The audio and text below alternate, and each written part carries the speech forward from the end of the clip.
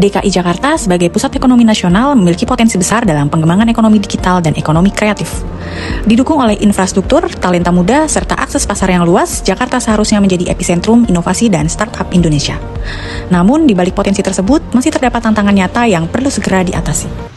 Slide ini menunjukkan hasil analisis APKL terhadap isu-isu ekonomi digital dan kreatif. Berdasarkan hasil penilaian skala Likert di kelompok kami, isu pertama atau tertinggi yaitu kurangnya daya dukung ekosistem startup dan ekonomi kreatif.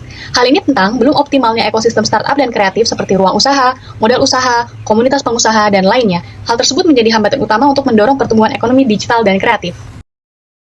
Pelaku usaha mikro kecil dinilai menjadi yang paling membutuhkan bantuan modal usaha. Isu kedua yaitu sistem layanan dan SOP birokrasi belum adaptif terhadap model bisnis digital.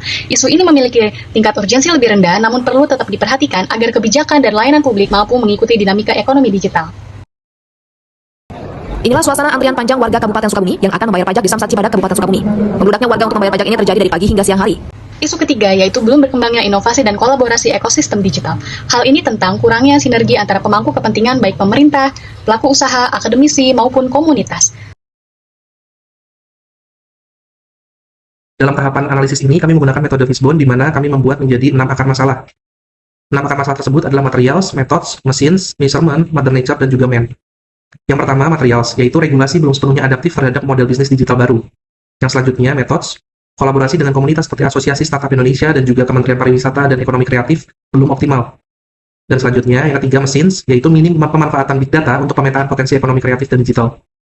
Lalu yang keempat adalah measurement, yaitu kurangnya monitoring berbasis data real-time terhadap pertumbuhan ekosistem. Dan yang kelima, mother nature, yaitu ketersediaan ruang yang terbatas untuk melakukan kegiatan ekonomi kreatif dan digital.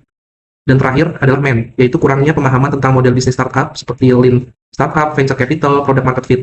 Setelah dilakukan analisis penyebab dari masalah menggunakan metode Fishbone tadi, tahapan selanjutnya adalah melakukan penapisan penyebab masalah menggunakan metode USG untuk menentukan prioritas utama. Metode USG menilai setiap isu berdasarkan 3 aspek, yaitu urgency atau tingkat kebutuhan untuk segera ditangani, seriousness atau tingkat dampak yang ditimbulkan, serta growth atau potensi masalah untuk berkembang semakin besar apabila tidak segera diatasi. Hasil analisis menunjukkan bahwa isu kolaborasi yang belum optimal memperoleh skor tertinggi, yaitu 15 dengan nilai maksimal pada ketiga aspek tersebut. Hal ini menunjukkan bahwa tanpa sinergi yang kuat antara pemerintah daerah, komunitas, kementerian, dan pelaku industri, berbagai program akan berjalan parsial, tumpang tindih, dan kurang berdampak. Dibandingkan isu lain seperti regulasi, kapasitas SDM, maupun pemanfaatan data, kolaborasi menjadi faktor pengungkit utama yang mempengaruhi seluruh aspek ekosistem. Oleh karena itu, penguatan kolaborasi menjadi prioritas strategis dalam mendukung pertumbuhan startup dan ekonomi kreatif secara berkelanjutan.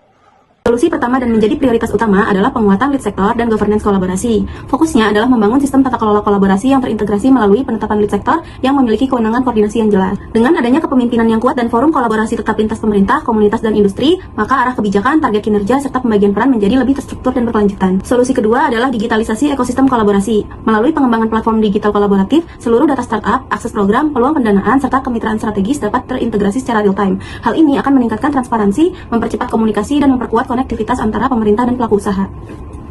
Solusi ketiga adalah penguatan program bersama berbasis co-creation. Pendekatan ini menekankan perencanaan dan pelaksanaan program yang disusun bersama antara pemerintah dan komunitas, sehingga kegiatan inkubasi, mentoring, dan promosi usaha benar-benar sesuai kebutuhan lapangan, serta meningkatkan rasa kepemilikan seluruh pemangku kepentingan. Dengan demikian, solusi penguatan lead sektor dan governance kolaborasi sebagai fondasi utama diharapkan mampu mendorong sinergi antara pemangku kepentingan agar berjalan lebih optimal, terarah, dan berkelanjutan, serta memberikan dampak nyata terhadap pengembangan ekosistem startup dan ekonomi kreatif. Dalam perspektif Smart ASN, setiap kegiatan dimulai dari perencanaan yang jelas, kita menetapkan siapa yang menjadi lead sektor, membagi peran dan tanggung jawab lintas sektor, serta menyepakati mekanisme koordinasi yang transparan dan terdokumentasi. Di tahap ini, etika digital dan keamanan data menjadi fondasi utama. Selanjutnya, kita membangun struktur, kolaborasi yang sistematis, forum lintas sektor dibentuk, alur pelaporan disusun, dan sistem berbagi data diperkuat dengan budaya kerja digital yang kolaboratif. Pada tahap pelaksanaan, koordinasi dijalankan secara terintegrasi, data dihimpun, rapat sinkronasi dilakukan, dan target bersama diarahkan dengan dukungan kompetensi digital ASN. Terakhir, dilakukan pengawasan dan evaluasi, kinerja dipantau melalui sistem digital, keamanan data dijaga, dan konsistensi koordinasi dipastikan. Dengan Smart ASN, tata kelola menjadi lebih efektif, kolaboratif, dan akuntabel.